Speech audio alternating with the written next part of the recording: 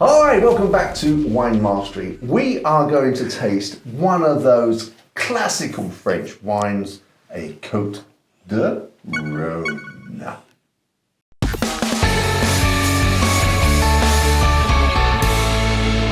the Côtes du Rhône, there are lots of different wines. This is the particular one we are tasting. Ta-da. Ta-da! The label. And this one costs $9.29. Now, we've previously had a discussion, haven't we, where we've said, you know, French wine is more expensive and therefore you have to say, well, that's quite cheap for French wine. But I'm not sure if we should be making those allowances because, you know, at the end of the day, it's the same pound coins that you put to pay, whether it's French or it's Argentinian or it's Australian. Yeah, and yeah, we've had this discussion many times, and you are completely correct in saying, why do we let the French get away saying, well, it's cheap for a French wine? That conversation shouldn't be there. Like you said, it's the same pound you're putting down, so pound for pound that wine. But we always do, and I know I did. In fact, that's what I did. I said, you know, $9.29, thinking that's cheap for a French wine, but it's automatically ingrained into it. Whereas $9.29, a Chilean wine would be thinking that's bloody expensive. It's a lot of money for a Chilean wine. But why do we say it? We say it's French. I don't know. But let's see if it stands up to that. It's marketing. It's why, you know, a pair of jeans from in the UK, there's a store called Marks and Spencer's. You know, a pair of jeans will cost you, I don't know how much they cost actually. Let's say it's £25. But you know, if it was to be a designer label, it costs 50. So yes. There is that, like you say, marketing counts for a lot of people's decisions, but that's what marketing is. Yes. But this is why we're here and what we're doing. It's in the wine world anyway, saying is it worth it, regardless of being French or not. Yes. Okay. Yes.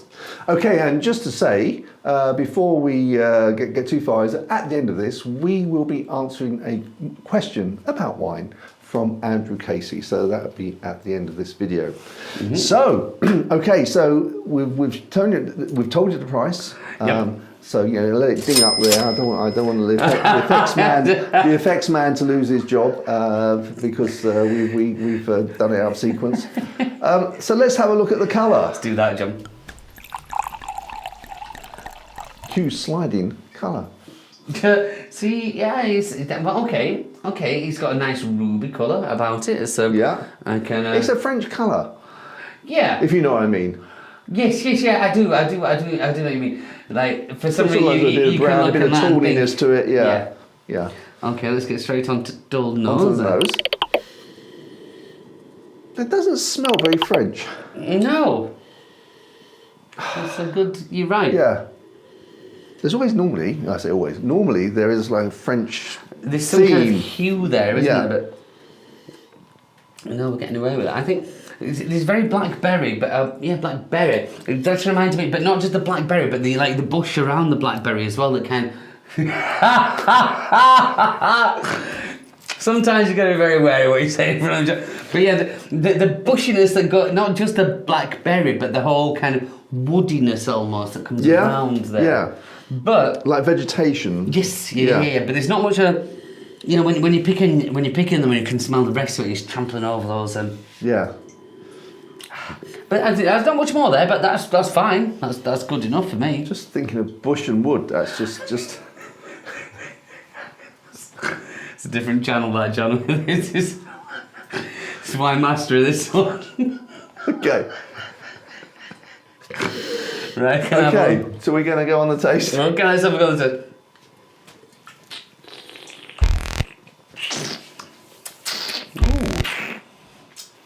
Ooh. It tastes more French than it smells.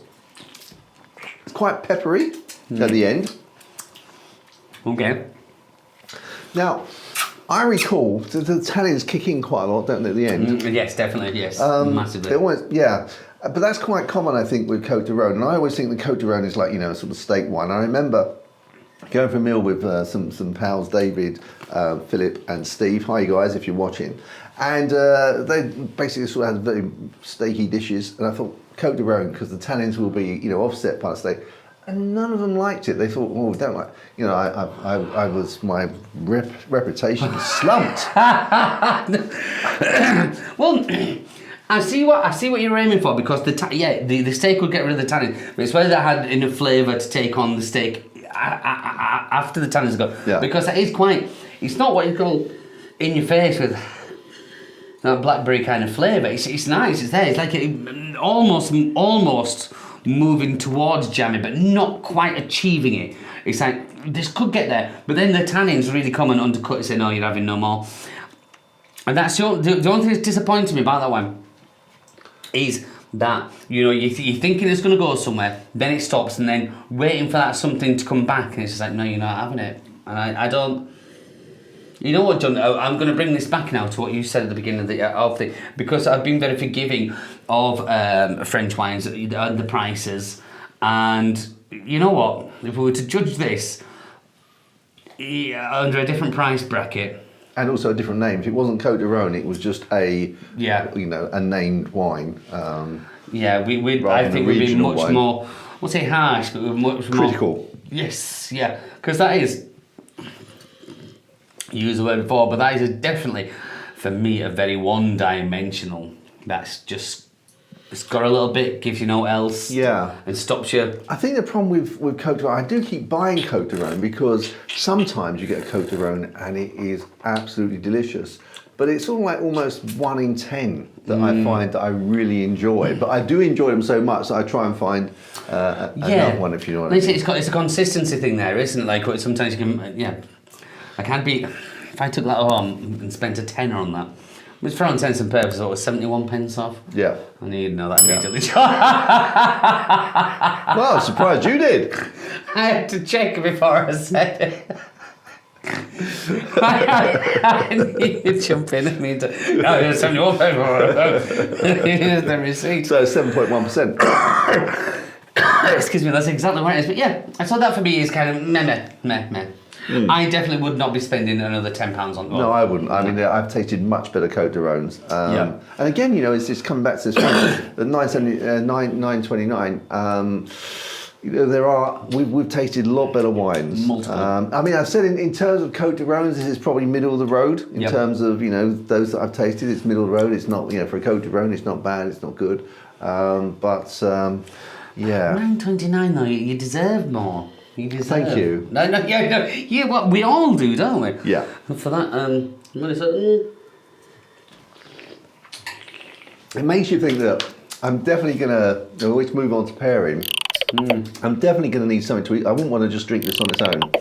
The tannins are too key, and I don't think we've spoken about tannins enough there, because I'm not a fan of tannins. We've said many times, and they really do come in quite harsh, like almost punch you in the mouth and say, right, that's it. That is a proper tannic wine. Not for me. However, let's talk about pairings. I'm ready to go. Do you want me to go first, or are you ready to go? No, I've just thought about it. I'm ready, but if you want to... Okay, I think with this, I would go for one of two dishes. And I think that the dish that I would go for would be a steak and kidney pudding. Ooh, okay. You have some nice, deep, sort of, rich red wine gravy, nice and thick, and the pudding with this, and the kidney and the steak. I think that would just really sort of level out those tannins, and I think that would be a really nice pair. You know what, John? I agree with most of your pairing.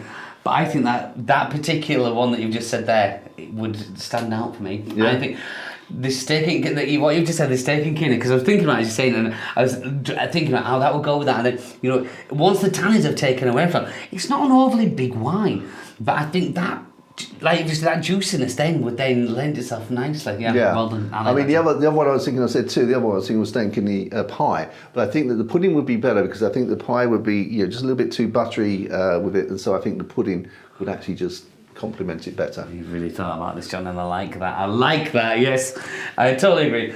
Cheese-wise, it might sound odd, but I'm going to go ahead and say, I don't know if something you would recommend, but all I was thinking about when I was thinking about the matching there was cheddar. Okay. I just think, nothing too over the top cheddar, maybe a Lincolnshire port cheddar, but just a young one, 12 months old. Just something with a bit of robustness about it, but it's not too powerful. Just in my mind, all I want to do is get rid of the tannins. That's all I want to do, but without overpowering the actual wine. So yeah, that would be my. The one thing about a cheddar, as we always say, is in the States their cheddar is different. Yes. Do you think the States cheddar would go with this? Again, it would depend on the cheddar because they have a fair few, don't they? There's the Monterey Jack. Is there? I think anything that, because the majority of the States cheddars are. I think I'm right in saying this, pasteurised. You know, we get some unpasteurised one over here, so it's more traditional farmhousey flavour. So if I would say the unpasteurised one from here, in the UK, yeah, go for the unpasteurised, but a younger one. But in the States, the pasteurised, but go for something that's got a little bit more aging on it, just to bring it to that level. But yeah, the States cheddar, no problem. Yeah. Yeah. Is there any sort of something that's more international that you would? I mean, cheddar's pretty international. I've said that. I'm thinking probably the most international. It's going to be the Gouda, isn't it? But you've got your Gouda, and then you've got an aged Gouda, and then you've got stuff like your Old Amsterdam. So I would steer away from the Old Amsterdam, which I think is just too old. Come back to maybe a 12-month-old Gouda, which has the flavour, has the nuttiness, but without and that's available everywhere. Yeah, I like the idea, as I'm sort of advancing in years, that you have to start paying more for age. Yeah. Yeah. I thought you might want to know, John. Oh, excuse me. I always used to think, why are you paying more for something that's old when you buy something that's new, it's cheaper? So yeah. Now we know why. Now we know why. Knowledge. Yes, absolutely. Okay, so let's move on to score. Score. Okay, yes, good call. Okay, score. 9.29. Yeah. Okay. Right, I'll be very honest. Again, not my thing. The blackberry flavour was there, yeah, alright, so what? We're alright. Tannins came, kind of ruined it for me a little bit. It was an alright kind. Even a table wine. And then, like John just said, it's 9.29. It's 9.29. I expect a lot more from my wine. From doing this, definitely. It's opened my eyes and I'm learning things. But 9.20, when I've got a bottle of wine at 9.29, I expect that to wow me somewhat, or more so than that. So I'm going to be honest and give it a Yeah, that's right. Okay, I'm going 78. I said 69. Wow! I know. It was the whole price. Well, you're probably right. I'm probably still allowing the French thing to influence me. But that is what I thought I'd put into this one. Like we discussed, why are we letting them... Yeah. That's actually why I can't say that. That sounds racist. Why are we letting them... but why do we make when allowances... When you say them, you mean the marketing people. I know, we'll say that. But why do we let the French have allowances... Yeah. To, like we say, you said it at the beginning, which was very good. It's the same pound of spending. Yeah. So we expect, and yeah, for money wise, I expect a lot more wine for my money. Yeah, and as we've said before, I think there is some really nice Côtes du Rhônes. This is just very average, and I think probably John's score is I was probably being too generous, so I'll bow to your score. No, but John, that's what we're here for, isn't it? To have a go. It's all fun. Yes. Okay, so now we're going to flip and we're going to go to Andrew's question. So this question is from Andrew Casey. He's asked the question, does it mean that if the bottle is heavier, that it is going to be a better wine? The short answer to that is yes. I would say no. Why? Because it is just marketing. Actually, the weight of the bottle doesn't make any difference. It is just a marketing tool. Well, what they tend to do is the heavier bottles, they cost more money, they're more expensive. So what they tend to find is they don't put kind of cheap or rubbish wine in a heavy, decent bottle. So you are guaranteed usually to have a better wine in a better bottle. Of course, there are going to be exceptions to that rule. But yeah, same as people ask about the dint. The punt. The punt. I didn't want to say that word, but you... We do have a video on that, a short, which explains the origins of the punt. Andrew, have a look at that. Yeah, it is... Generally, rule of thumb, yes. You do get a better wine that is worth the money. I'm going to disagree with you, and I'm going to say that actually, you're right, John, you wouldn't get sort of necessarily a cheap wine in there, but you can get a mediocre wine. I don't think that a heavy bottle will mean that you're getting an exceptional bottle of wine. I wouldn't say exceptional, but like you just said as well, like sometimes it's completely down to marketing. They wouldn't put a poor wine in there, but like you say, they might get away with something that wasn't amazing, and pass that off as, you know, this beautiful bottle. But again, it's marketing, isn't it? Yeah, I think the thing for me is that, you know, you could get the same quality of wine that's not in a heavy bottle and pay a lot less for it. Yeah. Yeah, I'll give you that, John. Yep. Oh, that was a good question. Thank you, Yeah, Andrew. you got us, that disagreement over it. So, well done, Andrew. Well done. Good question, sir. You choose which side you want to fall.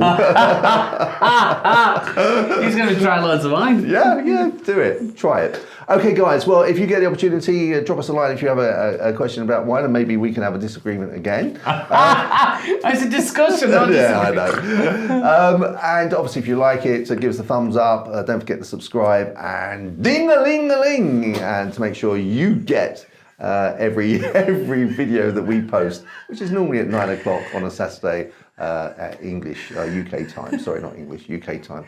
Are you okay? I'm absolutely fine. You always surprise me. I don't know whether the deal it's always a surprise. But yeah. Thanks for watching. Yeah, thanks for watching, and we look forward to you joining us in our next video. Chin chin. Chin chin.